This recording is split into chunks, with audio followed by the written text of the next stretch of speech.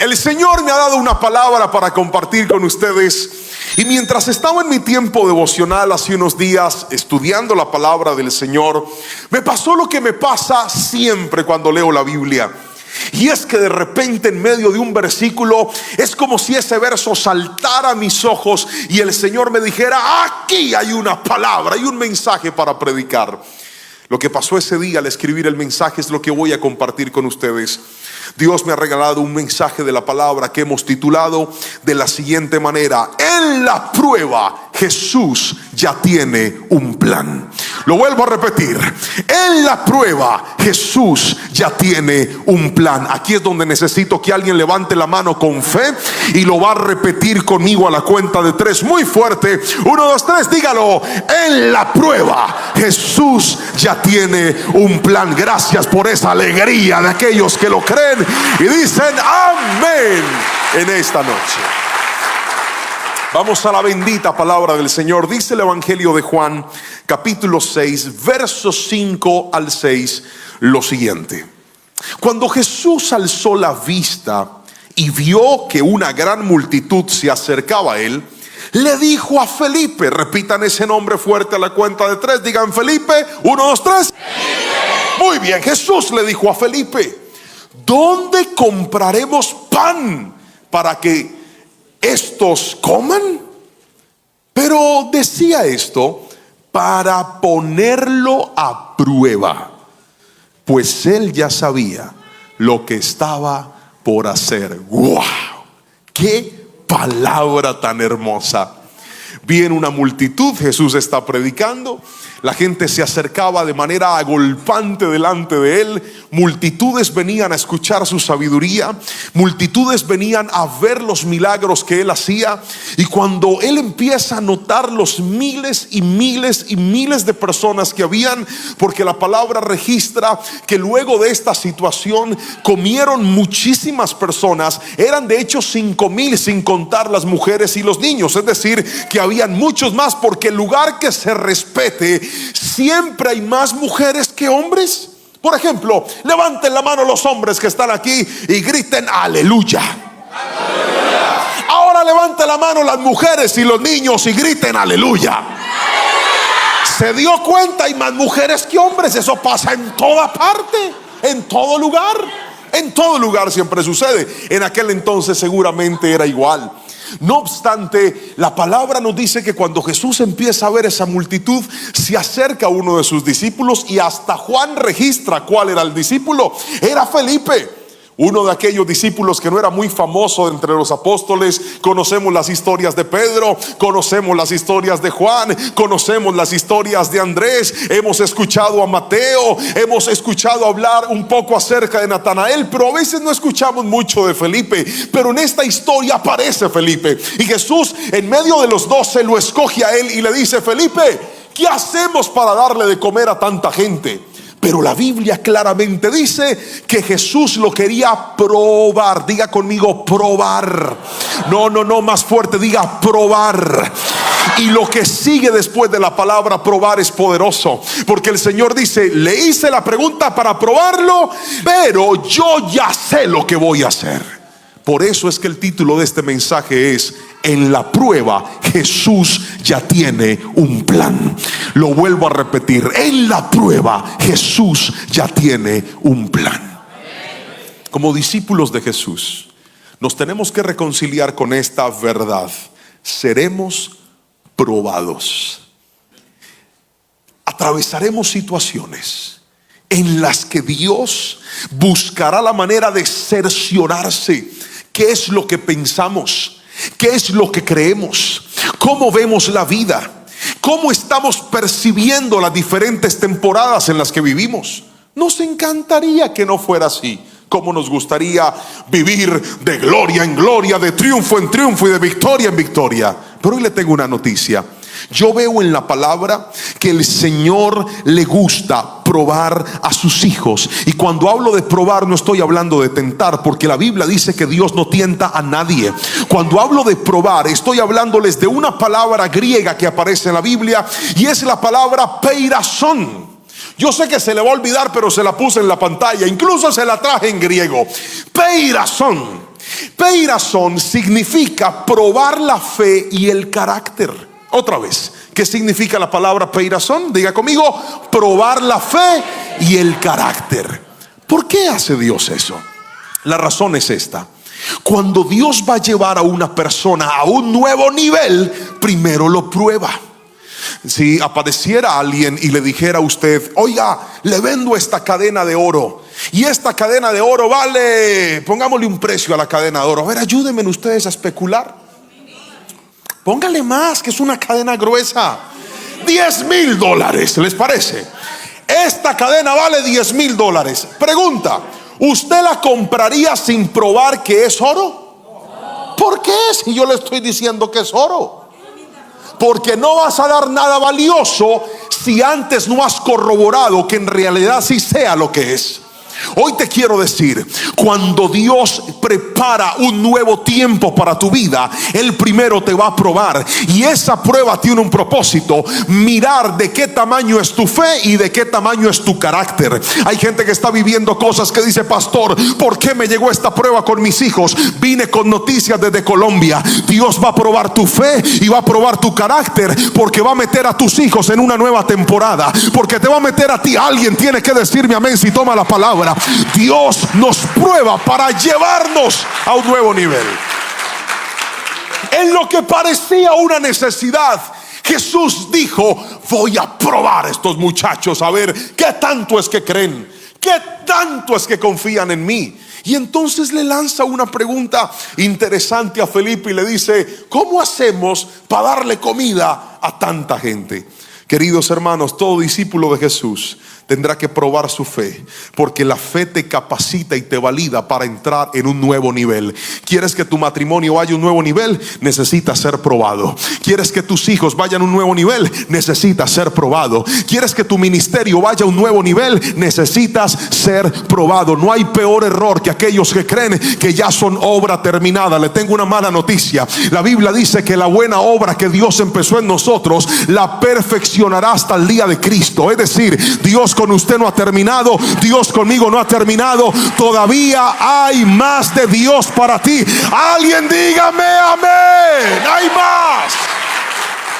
Pero Dios, antes de hacer más, tiene que comprobar nuestra fe. Y le regalo esta frase: la fe que resiste al ser probada se llama fe comprobada.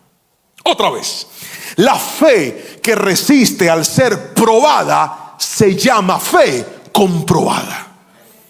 A mí, desde hace un tiempo para acá, me llegan muchos mensajes por las redes sociales, muchísimos. Yo ya perdí la cuenta de cuánta gente me escribe y me dice: pastor, me mandaron un mensaje y yo quiero saber si sí es usted. Sí, ¿qué dice el mensaje? Que usted está pidiendo unas donaciones para unos niños por allá en Uganda. Que si podemos escribir a este número de teléfono para saber si es usted. Cuando me llegan esos mensajes, le digo: hermano, ¿usted no ha leído bien? Ahí dice Juan Pablo Lerman, no soy yo. Resulta que hay gente que toma mi correo, mi foto, y crea nuevos correos para tratar de estafar personas. ¿Cómo hago yo para evitar que eso pase? Todas mis cuentas están comprobadas, están verificadas. Yo tengo que mandar una documentación, tengo que mandar unos papeles y esperar que las plataformas digitales digan verdaderamente: este Calvito es el verdadero Calvito. Entonces mucha gente cae en la trampa porque siguen cualquier cosa y no se basan en lo que en realidad está comprobado. Quiero que escuches esto: Dios va a comprobar tu fe, porque es muy fácil decir: yo creo en Dios. Es muy fácil decir: yo creo en un milagro. Pero una cosa es decirlo y otra cosa es vivirlo. Y una de las cosas que Dios permite en medio de la prueba no es que tú digas: yo creo que Dios sana, sino que entres en temporadas en las que necesitas encontrarte con un Dios que sana. No que tú digas: yo creo que Dios restaura familias. A veces Dios va a permitir permitir que tu familia entre en unos desiertos impresionantes, para que cuando salgas de ese desierto tú puedas decir: verdaderamente Dios sigue restaurando familias, Dios sigue levantando hogares. Gracias por ese amén del que lo cree.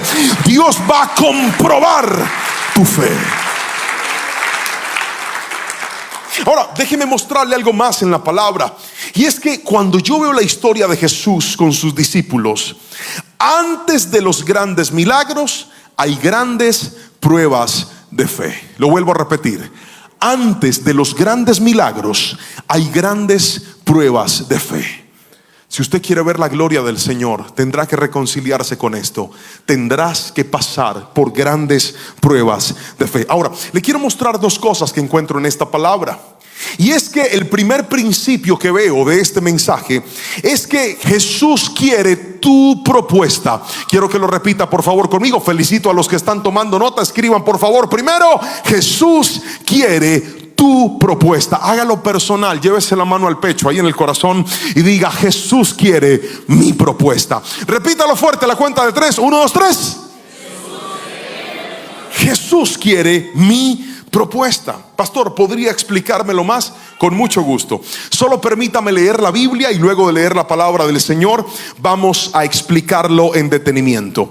El versículo 5 en adelante del Evangelio de Juan dice lo siguiente. Vamos a leer la palabra del Señor. Dice: cuando Jesús alzó la vista y vio que una gran multitud se acercaba a él, le dijo a Felipe: ¿dónde compraremos pan para que todos estos coman? Pero decía esto para ponerlo a prueba, pues él ya sabía lo que estaba por hacer. Versículo 7, léalo conmigo.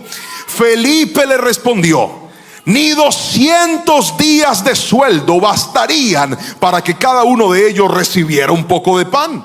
Andrés, que era hermano de Simón Pedro, y uno de los discípulos, le dijo: aquí está un niño que tiene 5 panes de cebada y 2 pescados pequeños. Pero ¿qué es esto para tanta gente?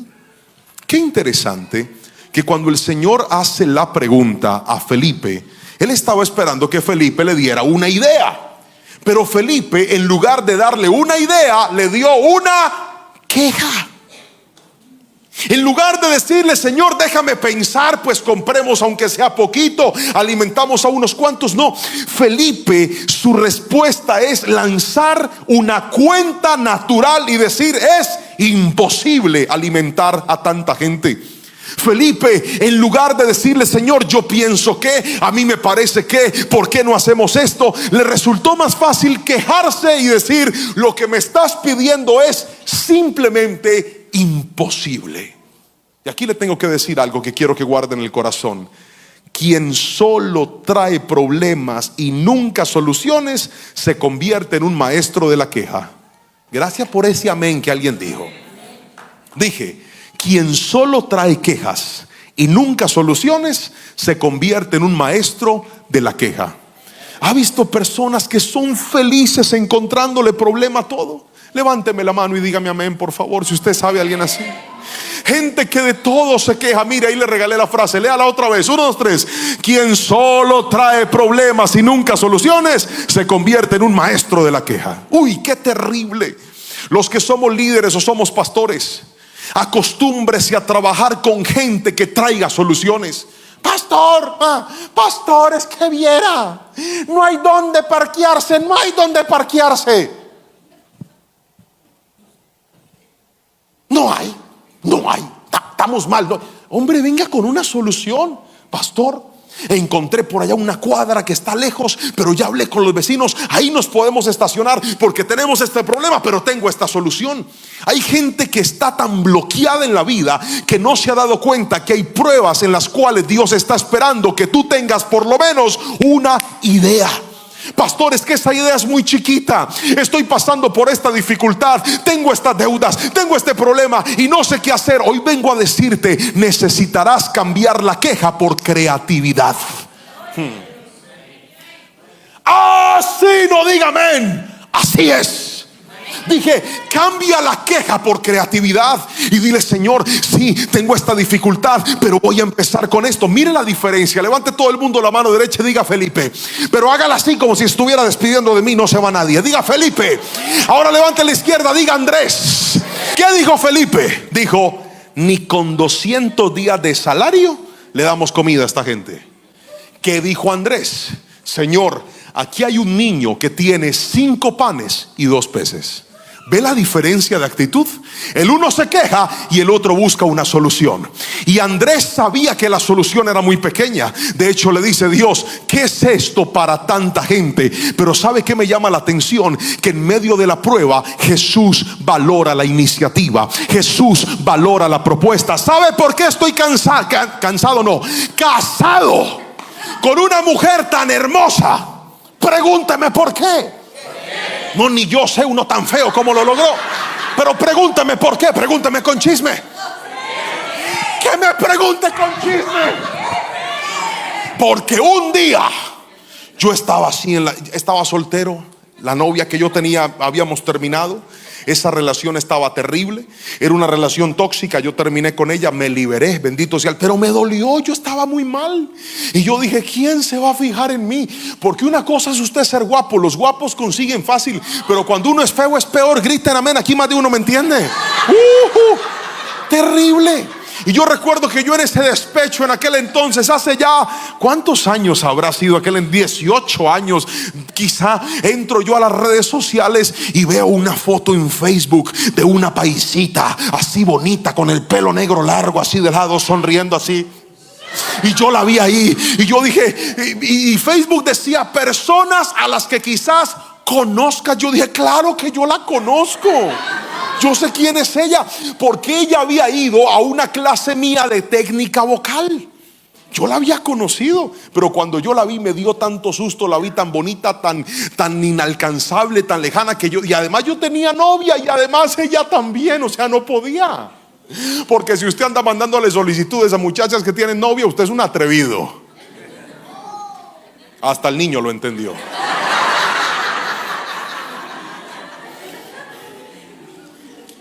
Entonces yo no tenía novia, yo ya había terminado. Yo le mandé la invitación y yo dije, hay poder en la sangre de Cristo, Padre, ¿ahora qué va a pasar? Ay, Señor, me cubro con tu sangre preciosa.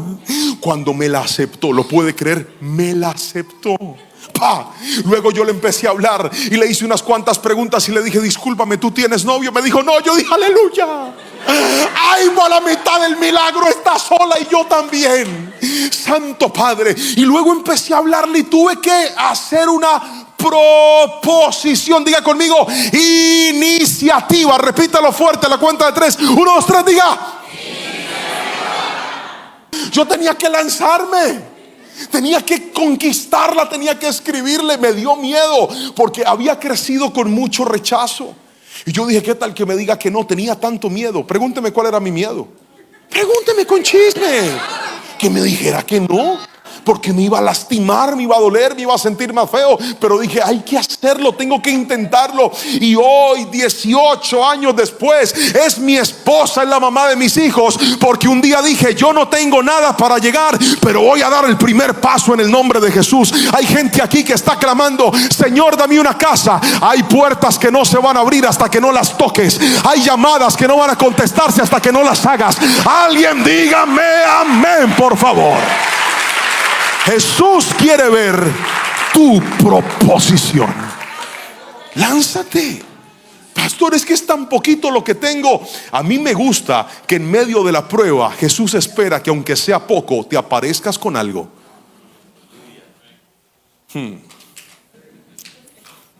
Pastor, estoy pasando por esta dificultad, me quedé sin trabajo. ¿Y qué está esperando? Estoy esperando que me llamen. ¿Cómo que me llamen? Levántate y ve tú y toca la puerta en el nombre de Jesús. Pastor, es que yo ya mandé varios correos esperando ahí por el correo. No. levántate tú. Y toco las puertas y no se me abren. Hay gente aquí sentada que está asustada, que lleva a Dios diciéndole desde hace tiempo: monta tu compañía, empieza con tu negocio. Pero es que yo no tengo los clientes, pero es que yo soy muy pequeñito, ni siquiera tengo papeles, más papeles tiene un pescado. ¿Yo qué voy a hacer, pastor? ¿Quién me va a abrir la puerta? Hoy Dios me trajo a decirte, iglesia, en medio de la prueba, Dios necesita que des el primer paso y Él hace el resto en el nombre poderoso de Jesús. Alguien gríteme: amén. Confía en el Señor. ¿Qué tienes en las manos? ¿Qué te ha dado Dios? Créele al Señor. Dios está esperando tu propuesta. Dios está esperando que tú le digas: Señor, ¿y si toco esta puerta? Señor, ¿y si empiezo de esta manera? Mírame a los ojos y escúchame lo que te voy a decir. Dios bendice a las personas que dan el primer paso. Dios ayuda a aquellos que, aunque no tienen muchos recursos, deciden confiar en sus promesas y decir: Señor, aunque no califico como otros califican, aunque no tengo lo que otros tienen, yo tengo las promesas de Dios y yo sé que Él me levantará. Y aunque de repente tropiece, y aunque de repente encuentre obstáculos, con mi Dios saltaré los muros, con mi Dios derribaré murallas. Alguien aquí tiene que entenderme. Dios está esperando que confíes en Él y que entiendas que las llaves que no tienes humanamente para abrir las puertas, en el nombre de Jesús hay poder para abrir puertas cuando confías en el Dios de lo imposible. Pero alguien aquí tiene que decir conmigo: Señor, lléname de fe para dar el primer paso en el nombre de Jesús, porque Dios bendice a la gente valiente. Los cobardes se pierden las bendiciones por eso.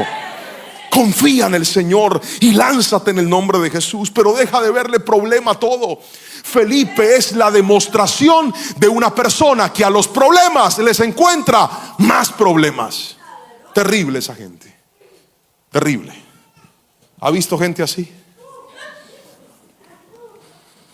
De todo se quejan, andan viendo noticias y solo les aparecen noticias dolorosas. Terrible. Le mandan a uno videos de las peores noticias de la ciudad. En estos días yo tenía una familiar que no hacía sino mandarme noticias malas. Y yo le mandé un mensaje y le dije: le voy a pedir un favor, búsquese noticias buenas y mándeme noticias buenas. Ver noticias malas todo el tiempo le va a dañar la mente, la va a hacer sentir predispuesta. Esto no es bueno para su salud. Mi señora no me volvió a mandar ningún mensaje. Hay gente que parece que le gustara encontrarle lo malo a todo. ¿Los ha visto alguna vez? Si usted de aquellos que solo ve problemas, terminará siendo un obstáculo para la bendición. Se lo vuelvo a repetir y si le va a salir en la pantalla, dice así: quien solo ve problemas termina siendo un obstáculo para la bendición. Pastor, demuéstremelo con la Biblia. Con el mayor de los gustos. ¿Se acuerdan cuando el pueblo de Israel llegó a una frontera de la tierra prometida llamada Cades Barnea? Habían estado en el monte Sinaí por un año. Durante ese tiempo el Señor les permitió erigir el tabernáculo, les permitió ubicarse estratégicamente según las tribus como Dios les había ordenado, les había dado las tablas de la ley, los había conformado, les había dado el Levítico, les había dado las normas. Y de repente Dios levanta la nube y le dice: es hora de marchar. El pueblo se levanta y camina hacia una frontera llamada Cades Barnea. Repita conmigo ese nombre, por favor, diga: Cades Barnea. Dios le da una instrucción a Moisés y él decide escoger a 12 príncipes, los principales muchachos jóvenes de cada una de las 12 tribus. Eran 12, entre ellos habían dos, uno se llamaba Caleb y otro se llamaba Oseas. Pero Moisés decide cambiarle el nombre a Oseas y le dice: tú ya no te vas a llamar más Oseas, te vas a llamar Josué. Y le cambia el nombre a Oseas. Y estaba Caleb, Josué y otros 10 príncipes que desconocemos, o por lo menos yo desconozco sus nombres, a pesar de que la Biblia los menciona. Y ya se va a dar cuenta por qué no me sé los nombres. Ellos entran a la tierra prometida a través de la frontera de Cades Barnea. Y cuando entran a la tierra prometida como infiltrados, como espías, empiezan a mirar las ciudades, empiezan a conocer cómo era la tierra de Canaán. Y entre otras cosas extraen frutos de aquel lugar. Yo sé que en esta ciudad hay varios guatemaltecos y Dios me dio la bendición de conocer Guatemala por primera vez en la hortaliza de América, almolonga. Conocí esa bella ciudad, ahí estuve predicando. De hecho he estado predicando varias veces, hermano, que Dios le dé un árbol de toallas, porque todo lo que el hombre siembre, eso cosechará. Tú sí me entiendes, ¿verdad? Cuando nos suda la cabeza, nos brilla más la frente. Aleluya, amén. Si sabían cómo era yo, ¿para qué me invitaron? Y entonces en Almolonga estábamos en un salón con un adorador tremendo, con tales Roberto, y viene el pastor de la iglesia con un obrero y nos dice: miren las hortalizas que tenemos. Y va sacando una zanahoria era el tamaño de una pierna mía. Yo le dije: con una zanahoria, ¿cómo 15 días? ¿Cómo hacen? Me dicen: pastor, lo picamos así, lo guardamos chiquitico. Luego vienen con unos coliflores gigantes. Y yo: ¿cómo hacen con esto? Ustedes necesitan tremenda nevera para guardar la comida. Pues así era la tierra prometida. Ellos vienen con frutos enormes, los presentan delante de Moisés. Y cuando viene el reporte, la Biblia dice que ¿cuántos espías eran? Repítame la cifra, ¿cuántos eran? Otra vez, ¿cuántos eran? Muy bien, fuerte, 1, 2, 3. De los 12, 10 dicen: nos van a acabar. Nosotros somos como gusanos al lado de esos gigantes. Van a acabar con nosotros, no hay nada que hacer. Pero hay 2 de ellos, Oseas, quien le cambiaron el nombre por Josué, y Caleb, que dicen: vamos a tomar la tierra, Dios nos va a dar la victoria, Dios va a estar con nosotros. El problema es que los 10 que se quejaron contaminaron al pueblo de temor. Y el pueblo dijo: ¿para qué nos trajiste aquí, Moisés? ¿Para qué nos trajiste a que nos mataran? Dios no nos va a ayudar. Y Dios se pegó una enojada con el pueblo, que en ese momento, ¿en cuál momento? Otra vez, ¿en cuál momento? Yo no estoy bravo, yo predico así. ¿En cuál momento? En ese fue donde Dios dijo: no van a entrar. Pues entonces les doy mi palabra, que los voy a poner a caminar en el desierto por 40 años. Y solo pasarán los que tengan menos de 20 años, los que hayan nacido en el desierto, serán los únicos que van a cruzar a la tierra prometida. Y mi siervo Josué y Caleb. De resto nadie va a entrar. La tierra prometida no duraba 40 años. La tierra prometida duraba mucho menos llegar a ese lugar. Pero ¿sabe por qué se demoró 40 años? Por 10 cobardes que desconfiaron de Dios y a la solución, al problema, no le vieron solución, sino más problemas. Míreme a los ojos y escúcheme lo que le voy a decir. Cuando usted al problema le ve más problema, dilata el cumplimiento de su promesa.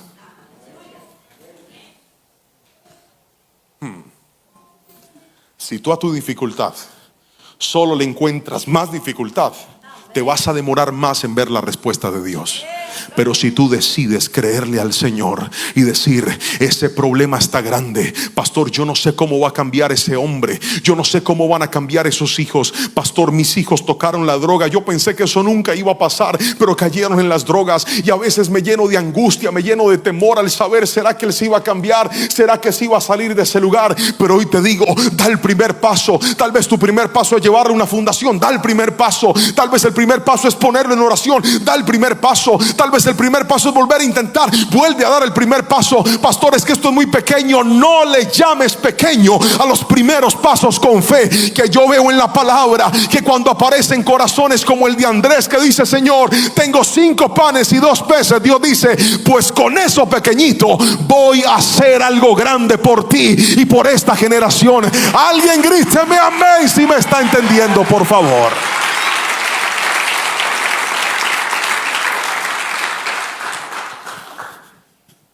Le quiero hacer una pregunta en este momento, y es: ¿cuántos de nosotros a veces terminamos bloqueándonos y terminamos transformándonos en personas como Felipe? A todo problema le vemos una queja y no damos el primer paso. Hace varios años llegó un diciembre, y recuerdo que fue el diciembre más difícil de mi vida. Mi esposa y yo estábamos súper endeudados. Estábamos pasando por una crisis financiera que usted no se alcanza a imaginar. Lo que ganábamos no nos alcanzaba para poder solventar nuestros gastos. Y yo recibo una invitación de una iglesia en mi país para ir a predicar. En realidad era una oportunidad, no era una invitación, era una oportunidad. El pastor me dice: si quieres venir, ven y predicas acá. La oportunidad implicaba que yo tenía que viajar hasta esa ciudad por mi propia cuenta. Y recuerdo que yo me metí a mirar los boletos en avión. Y esa ciudad es una ciudad turística de mi país. Si tú tomas un vuelo directo hasta esa ciudad, cuesta un valor. Pero si tú llegas a una ciudad que está cerquita, cuesta otro valor. Solo que después de llegar ahí tienes que ir por carretera por 2 horas para llegar a ese lugar. Pregúnteme yo qué hice. Pregúnteme con chisme. Pues me compré el tiquete para la ciudad que estaba cerquita. Y cuando llegué ahí me bajé con un maletín.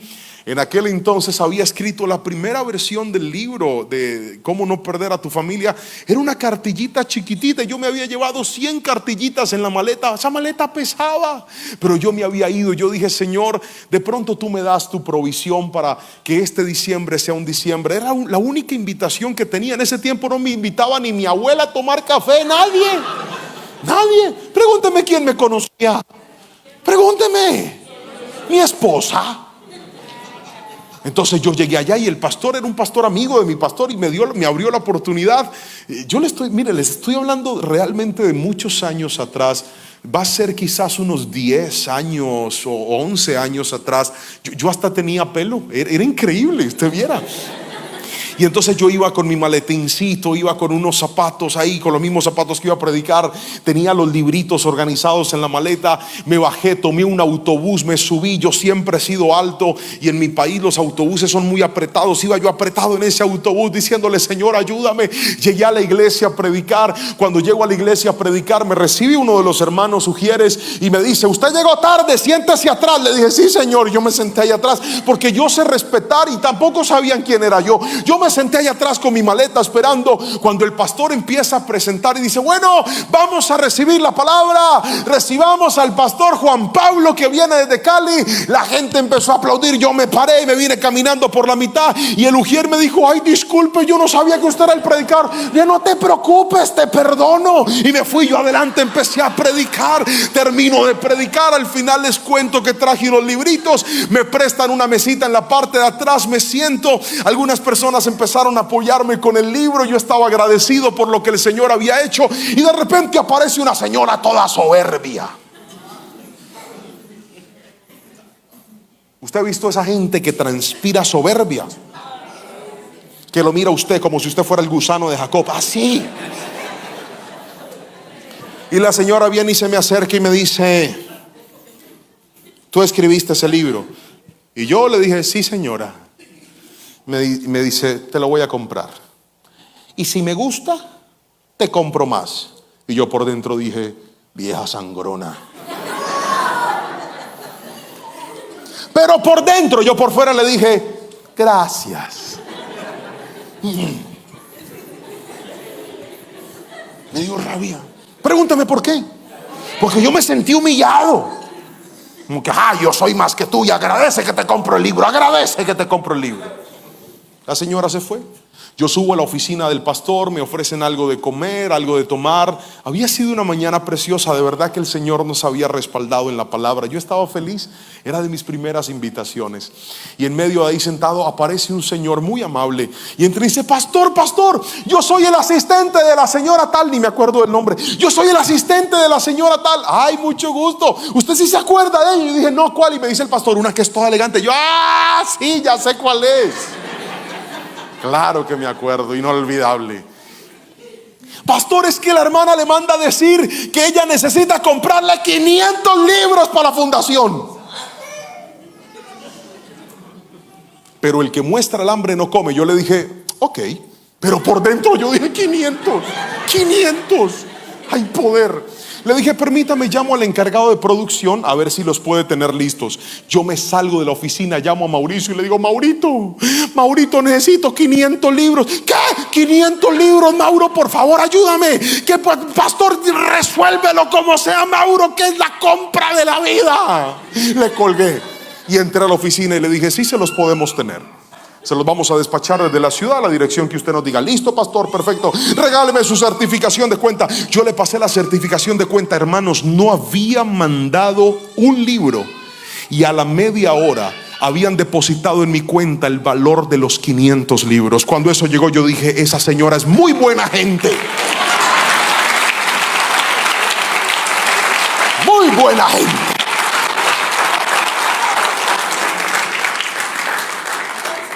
Solo el que ha pasado por una sequía, solo el que ha pasado por un momento de necesidad y de aflicción, sabe lo que significa cuando Jehová de los ejércitos abre las ventanas de los cielos y te dice: hijo, ahí va mi bendición, hijo, ahí va mi provisión, hijo, no estás solo, hijo, no temas ni desmayes, porque yo soy tu Dios. Alguien gríteme amén, por favor. ¿Y por qué llegó esa bendición?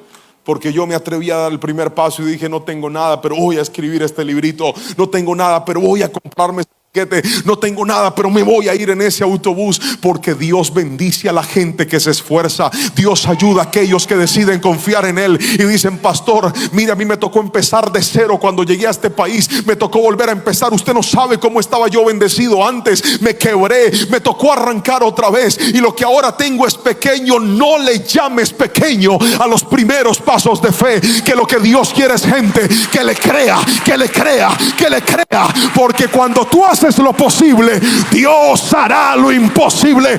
Grítame amén, por favor. Yo ya perdí la cuenta de en cuántas iglesias he predicado en los Estados Unidos. Ya no sé en cuántas he predicado, pero Dios me ha permitido pararme en los preciosos de pastores que me han dicho: pastor, ¿sabes cómo Dios nos regaló este edificio?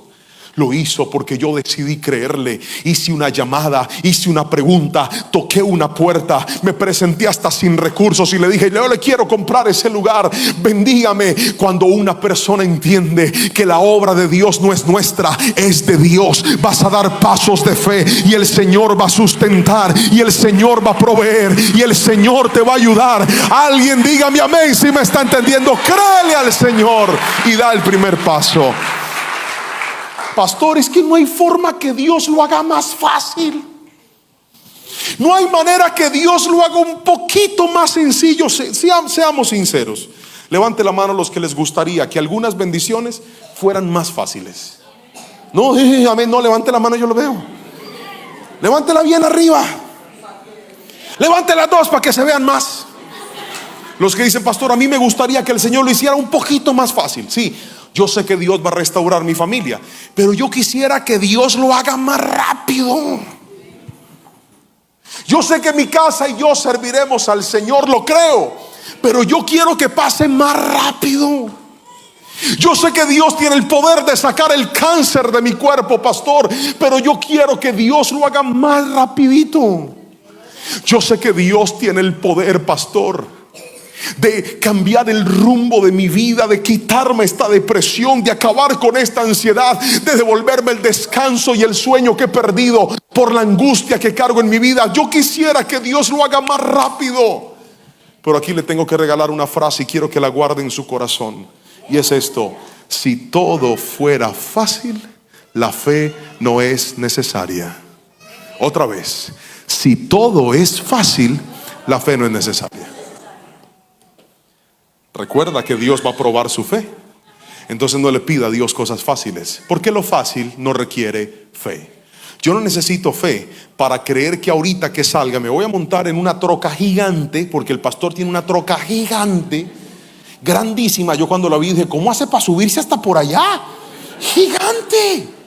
Yo no necesito fe para subirme ahora en la troca. ¿Por qué? Porque es fácil. Entonces hay gente que no ha entendido que lo difícil es lo que le gusta a Dios. Lo difícil es lo que más le agrada a Dios. Lo imposible es lo que más le gusta a Dios. Lo difícil nos asusta, a Dios lo alegra. Lo difícil a nosotros nos alarma, a Dios lo emociona. Lo difícil a nosotros nos imposibilita. Lo difícil para Dios es posible, porque Él es el Todopoderoso y para Él no hay límites. Alguien dígame amén. Si es difícil, métele fe, que ahí verás la gloria y el poder de Dios. Alguien, si va a alabar al Señor, hágalo con toda su fuerza. Respire profundo y grite amén en esta preciosa y hermosa noche. Si todo es fácil, la fe no es necesaria. ¿Qué te tiene preocupado? ¿Qué te tiene angustiado? ¿Qué te tiene haciendo cuentas como Felipe diciendo: me falta, me falta, me falta, me falta, me falta? Hoy te digo: si todo es fácil, no necesitas fe. Hay gente aquí que cada mes tiene que responder por una cantidad de compromisos y cada mes se llenan de angustia en lugar de llenarse de fe. Hoy vengo a decirte, en tus pruebas Jesús ya tiene un plan. Tú no sabes cuántos clientes vas a atender, pero Jesús sí sabe cuántos vas a atender. Tú no sabes cuántas ventas vas a hacer, pero Jesús ya las sabe. Él no necesita que tú lo sepas, porque si lo sabes se pierde la sorpresa. Y el Señor le gusta sorprendernos diciéndonos: creíste que no iba a pasar, pues mira que sí pasó. Creíste que no iba a llegar, pues mira que sí llegó. Creíste que no podías, pues mira que yo sí pude. Alguien alabe su nombre y dígame amén, por favor. Si todo es fácil, la fe no es necesaria. Cuando te encuentres con retos más grandes que tú, recuerda esto: si fuera fácil, no necesitaría fe. Voy a creerle al Señor, y cuando Él te meta en una nueva temporada, tal vez lo que Él quiere es estirar tu fe para que vuelvas a creer. Pero es que yo creía en el ayer. No, necesitas una fe nueva. Pero es que yo vi milagros en el ayer. Pero necesitas una fe nueva. Por eso Dios va a estirarte, porque yo no sé para quién es esta palabra, pero la vuelvo a soltar. Todavía no has terminado de ver los portentosos milagros que Dios hará en tu historia. Aún no has visto lo más grande de Dios. Todavía falta más.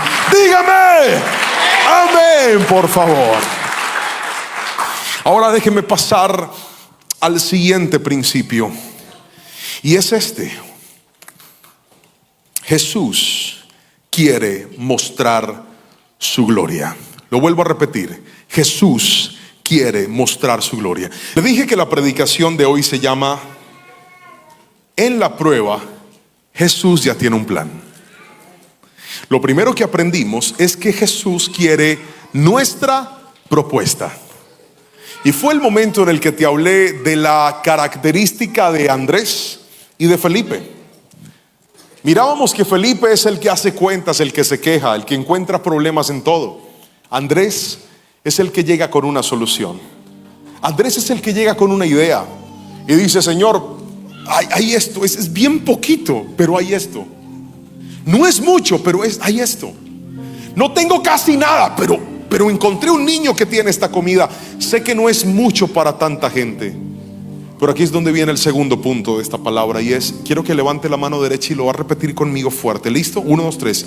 Jesús quiere mostrar su gloria. Vamos, fuerte, iglesia. 1, 2, 3. Jesús quiere mostrar su gloria. Vamos a la palabra del Señor, a leer el versículo 5 al 9, por favor. Versículo 5 al 9 dice de la siguiente manera: Cuando Jesús alzó la vista y vio que una gran multitud se acercaba a él, le dijo a Felipe: ¿dónde compraremos pan para que todos estos coman? Pero decía esto para ponerlo a prueba, pues él ya sabía lo que estaba por hacer. Felipe le respondió: ni 200 días de sueldo bastarían para que cada uno de ellos recibieran un poco de agua. Andrés, que era hermano de Simón Pedro, y uno de sus discípulos, le dijo: aquí está un niño que tiene 5 panes de cebada y 2 pescados pequeños. ¿Pero qué es esto para tanta gente? Versículo 10, léalo conmigo fuerte. Dice: entonces Jesús dijo: hagan que la gente se recueste. Había mucha hierba en aquel lugar, y se recostaron como 5,000 hombres. Jesús tomó aquellos panes y luego de dar gracias los repartió entre los discípulos, y los discípulos entre los que estaban recostados. Esto mismo hizo con los pescados y les dio cuanto querían. Verso 12: cuando quedaron saciados, les dijo a sus discípulos: recojan los pedazos que sobraron para que no se pierda nada. Verso 13: entonces ellos recogieron los pedazos que de los 5 panes de cebada les sobraron a los que habían comido, y con ellos llenaron 12 cestas. Verso 14: al ver aquellos hombres la señal que Jesús había hecho, dijeron: verdaderamente este es el profeta que había de venir al mundo. Amén y amén. Qué maravilla de milagro. Jesús dice, Juan dice en el Evangelio, Jesús les preguntó algo difícil, pero él ya tenía algo pensado para hacer. Luego de que Andrés le lleva los 5 panes y los 2 peces, Jesús los levanta, da gracias, los bendice y luego los reparte. Y una vez se los entrega a los discípulos, el milagro empieza a suceder. Aquellas personas que no tenían nada, ahora tenían de sobra. Aquellos que les hacía falta, ahora estaban viendo la provisión. ¿Sabes por qué? Porque cuando pase la prueba, vas a corroborar que aquel desierto que viviste, que no entendiste por qué lo estabas viviendo, aquella prueba que te asaltó, que tú no sabes por qué te asaltó, aquel diagnóstico que te llegó, que tú no sabías por qué te llegó, tendrá un propósito y un fin. Y es que la gente alabe el nombre de Dios y diga: verdaderamente el Dios que te sanó es el Rey de este universo. El Dios que restauró tu familia es el Rey de este universo. El Dios que te dio esos papeles es el Rey de este universo. El Dios que le dio vida a lo que estaba muerto es el Rey de este universo. Hay pruebas que no entendemos, pero todas tienen un propósito, y es mostrar la gloria del Señor. Hay gente que se quebranta y dice: pastor, pero ¿por qué a mí me tocó esta prueba? Si yo he tratado de portarme bien, de guardarme para el Señor, ¿por qué Dios permite que yo viva esto difícil? Hay pruebas que no son para castigarte. Hay pruebas que Dios permite para tocar el corazón de otras personas a través de tu testimonio. Hay gente que se enfermó y Dios necesitaba que esa enfermedad tocara tu cuerpo, porque eres tan tremenda evangelista que era la única manera que le demostraras a ese médico que dijo que no tenías esperanza, que Dios tiene el poder de levantar a alguien que estaba muerto. Alguien dígame amén si me está entendiendo. No cuestiones a Dios, agradece y confía en Él en medio de la prueba. Qué malo había hecho Daniel. Qué malo había hecho este muchacho. Siendo un jovencito se alejó de su casa. Siendo un jovencito se desprendió de su tierra, de su parentela. Se fue a vivir esclavo. Se fue a vivir como esclavo en una nación completamente distinta a la de él. Daniel en Israel era un príncipe. Allá en Babilonia era un esclavo. Era una persona que estaba trabajando para volverse un servidor del rey. Lo hacen eunuco, lo castran, le privan la posibilidad de tener familia para siempre, le cambian su idioma, le cambian su cultura. ¿Qué malo hizo Daniel? Daniel no hizo nada malo. Se consagró para el Señor. Tomó en su corazón la decisión de no contaminarse con la comida del rey. Se guarda para Dios, y cuando él se consagra, Dios lo hace 10 veces mejor que todos los sátrapas y que todos los que estaban ahí. Lo nombran gobernador, lo nombran director de una provincia. Daniel era el administrador más fiel. Era un hombre responsable, era un hombre correcto. No hallaban nada malo en Daniel. Lo único que hacía era orar a Dios 3 veces al día. Se arrodillaba y le decía: Señor. Tocaba el rostro, el trono del Señor, buscando su rostro. Daniel era un hombre bueno, hasta el día que su fe fue probada. Sus compañeros sátrapas se les ocurre la brillante idea de denunciarlo por su oración a Dios, y lo tiran a un pozo. Daniel no había hecho nada malo. Ahí en ese pozo entra. Los leones están listos para comerlo, para despedazarlo. Pero al siguiente día, cuando el rey va y pregunta, le dice: Daniel, el Dios tuyo, al que tú continuamente sirves, te pudo guardar. Y Daniel se levanta y dice: vive para siempre. Mi Dios envió su ángel, cerró la boca de los leones para que no me hicieran daño. Y escucha esto: después de esa prueba, Dios hizo que el rey y todo el mundo se postraran para adorar el nombre de Jehová de los ejércitos. Hay pruebas que te están doliendo, pero Dios las va a usar para que el mundo conozca el poder de Cristo Jesús. Alguien grite mi amén si lo creen esta preciosa noche. No cuestiones a Dios. Él quiere mostrar su gloria. Y si tu historia fue elegida para mostrar la gloria de Dios, no te sientas atacado, siéntete privilegiado y decir: Señor, si escogiste este matrimonio roto para mostrar tu gloria, lo acepto con alegría. Si escogiste a mis hijos rebeldes para mostrar tu gloria, lo acepto con alegría. Si escogiste la quiebra financiera de mi vida para mostrar tu gloria, lo acepto con alegría.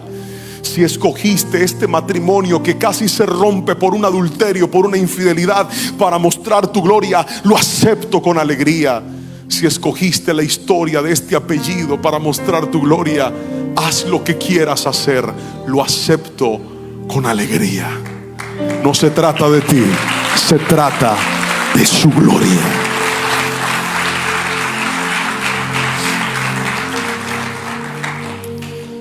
Y aquí tengo que regalarle una frase que quiero que guarde en su corazón, y es esta: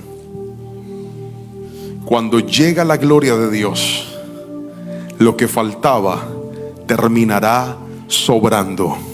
Lo vuelvo a repetir: cuando llega la gloria de Dios, lo que faltaba terminará sobrando. Yo no sé para quién es esta palabra, pero la vuelvo a soltar.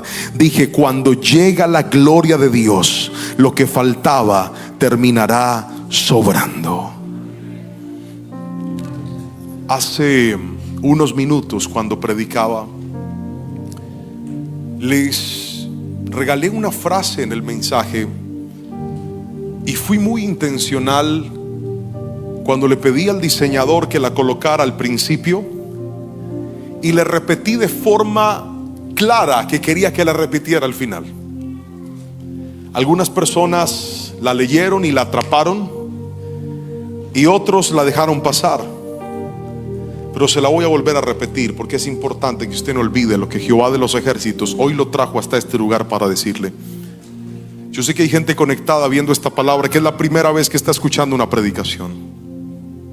Yo sé que hay gente que llegó a este lugar, que vienen manejando por varias horas para llegar a este lugar. Y hoy quiero decirte: ese esfuerzo que hiciste para llegar a este lugar valió la pena. ¿Y sabes por qué valió la pena? Porque Dios vino a decirte hoy a este lugar: aunque estés viendo el dolor más grande, no te preocupes, yo tengo un plan. Jesús ya tiene un plan. Estás por la prueba, pero de ahí vas a salir en el nombre de Jesús, y vas a contar las maravillas de Dios. ¿Por qué, pastor? Lea la frase: la fe que resiste al ser probada se llama fe comprobada. No se trata de que tengas fe, se trata de que la compruebes. No se trata de que digas: yo creo en Dios. Se trata de que lo compruebes. No se trata de que digas: soy cristiano. Se trata de que lo compruebes. No se trata de que digas: Dios es un Dios poderoso. Se trata de que lo compruebes. Y como yo sé que pesa más lo que dice la Biblia que lo que diga cualquier predicador en esta tierra, se lo voy a comprobar con la Biblia. ¿Está listo? Primera de Pedro, capítulo 1, versos 6 al 7, en la Nueva Traducción Viviente. Lea esta belleza de versículo, pero no lo va a leer de cualquier manera. Ahí le va a aparecer en la pantalla.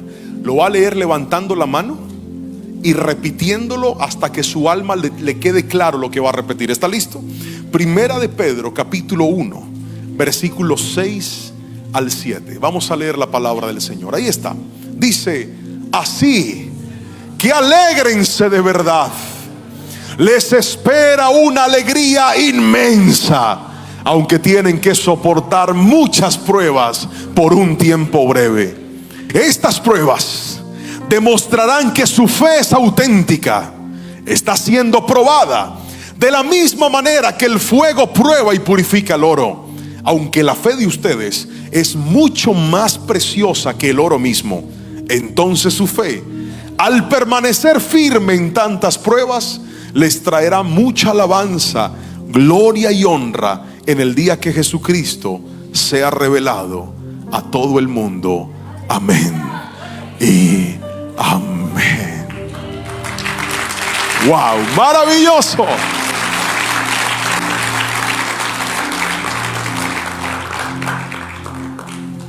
Pedro dice: esa fe de ustedes es más preciosa que el oro. Y cuando termine esa prueba, van a glorificar a Cristo y van a decir: gracias Dios por lo que permitiste y por lo que no permitiste, por lo que llegó y por lo que se fue. Gracias, porque aún en el momento más difícil terminé comprobando que tú no estabas jugando a los dados. Dios tenía un plan. Póngase de pie, por favor. Tengo la costumbre de terminar las predicaciones con una frase. Esto me lo enseñó mi pastor, y es una frase que quiero que guarde en su corazón. Quiero que por favor la tengan lista, muchachos. La última imagencita. Y quiero que la guarde en su corazón y la atesore. Es más, si usted sufre de mala memoria, puede sacar su celular y tomarle una foto a esta imagen. Ahí está. Va a tomarle una fotico y la va a guardar en su corazón para que no se le olvide lo que hoy el Señor le ha hablado. Póngala en sus estados. Si alguien le pregunta: ¿qué aprendiste hoy? Dígale: esto fue lo que aprendí hoy. ¿Qué te dijo Dios en la iglesia? Diles: esto fue lo que me dijo Dios en la iglesia. ¿Están listos? La vamos a leer a la cuenta de 3. Todo el mundo con fe y fuerte se va a escuchar su voz. 1, 2 y 3. La prueba puede ser grande, pero nunca será más grande que mi Dios. Aunque muchas veces no sepa qué hacer, hoy crece mi fe en Él, porque Jesús siempre tiene un plan. Amén y amén. Aleluya.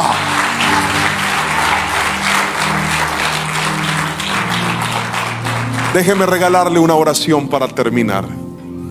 Quiero orar por todos aquellos que dicen: pastor, esa palabra que usted acaba de predicar, mi alma la necesitaba. Solo Dios sabe cuán angustiado estaba. Solo Dios sabe cuántas preguntas he tenido en mi mente diciéndole: Señor, ¿por qué pasó? ¿Por qué lo permitiste? ¿Por qué no pasó? ¿Por qué se dilató? Pero bendito sea el nombre de Dios, que hoy el Señor me dijo: y si en lugar de quedarte esperando a que yo haga algo, das el primer paso y me crees. Y si en lugar de quedarte inmóvil, confías en mí y sacas esos 2 peces y esos 5 panes y me crees en que en mis manos lo poquito puede ser grande, y vuelves a renovar tu fe y tu confianza en mí. Y si tan solo vuelves a recordar que yo no estoy jugando a los dados, que no te abandoné, que no te dejé tirado y dije: bueno, ay, qué pena, me había olvidado de María. Hola María. No, Dios tiene un plan contigo.